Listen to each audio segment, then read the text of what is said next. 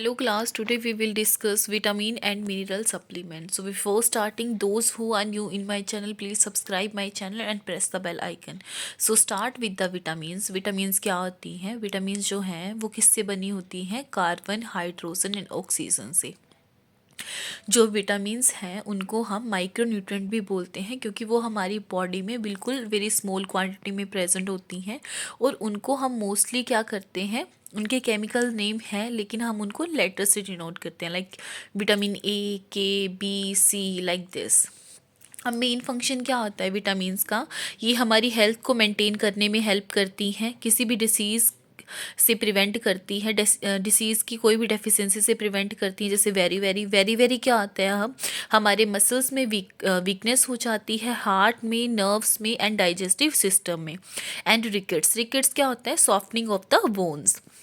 ये हमारे body cell को रिपेयर करने में हेल्प करती है, रेगुलेट करने में हेल्प करती है और ये हमारे एजिंग प्रोसेस को कम करने में हेल्प करती है, कम्बैट करने में हेल्प करती है। ये एक ऐसा प्रोसेस है जिससे कार्बोहाइड्रेट जो है एनर्जी के थ्रू रिलीज़ होते हैं हमारी बॉडी में। सो ये आगे हमारे विटामिन्स के फंक्शंस। देन विटामिन्स जो हैं दो तरह की होती हैं, water soluble and fat soluble. जो वाटर सोल्यूबल है उसमें हमारा आता है बी एंड सी, जो हमारा फैट सोल्यूबल है उसमें आता है ए, डी, ई, के। जो हमारा वाटर सोल्यूबल है can not be stored in body, regular supply needed. ये हमारी बॉडी में स्टोर नहीं रहता है, इसके लिए हमारी बॉडी में रेगुलर सप्लाई की नीड पड़ती है। एक्सेस जो एक्सक्रीशन, जो हमारी बॉडी में जो एक्सेस एकमुलेशन होती है वाटर सोल्यूबल वाइटामिन्स की, वो हमारे यूरिन के थ्रू एक्सक्रीट हो जाती है। इसका कोई टॉक्सिन लेवल हमारी बॉडी में नहीं क्रिएट होता। ये अनस्टेबल टू हीट रहती है, light and Leach into cooking liquids. और जो हमारी फैट सोल्यूबल हैं वो हमारी बॉडी में रेगुलर सप्लाई के लिए नीडेड रहती हैं। इसकी अगर एकमुलेशन हो जाए तो उसकी वजह से क्या होता है, टॉक्सिन लेवल हो जाता है अगर वो हमारी बॉडी में लार्ज अमाउंट में होती हैं, इंजेस्टेड होती हैं। जो फेयरली स्टेबल है नॉर्मल कुकिंग टेम्परेचर में। अब आता है हमारा विटामिन B1, उसको बोलते हैं थायमीन। थायमीन के क्या फंक्शंस हैं? ये essential for release of energy from carbohydrate.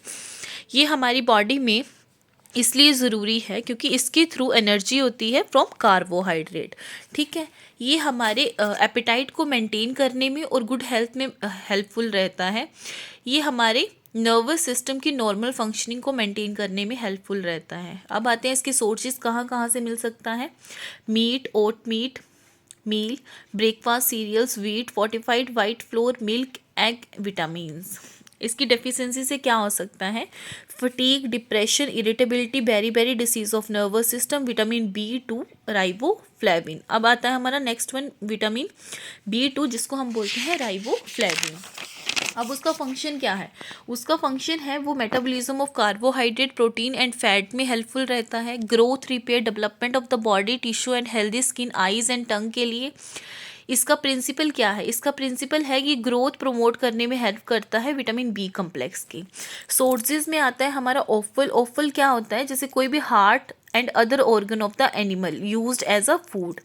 Milk आ गया, चीज़, एग, यीस्ट एक्सट्रैक्ट आ गया, ग्रीन वेजिटेबल आ गई। इसकी डेफिशिएंसी से क्या हो सकता है? Loss of appetite, swallow, tongue, cracked lips and eye infection हो सकता है। Next is a vitamin B3, उसको हम नेक्स्ट क्लास में डिस्कस करेंगे। Thank you.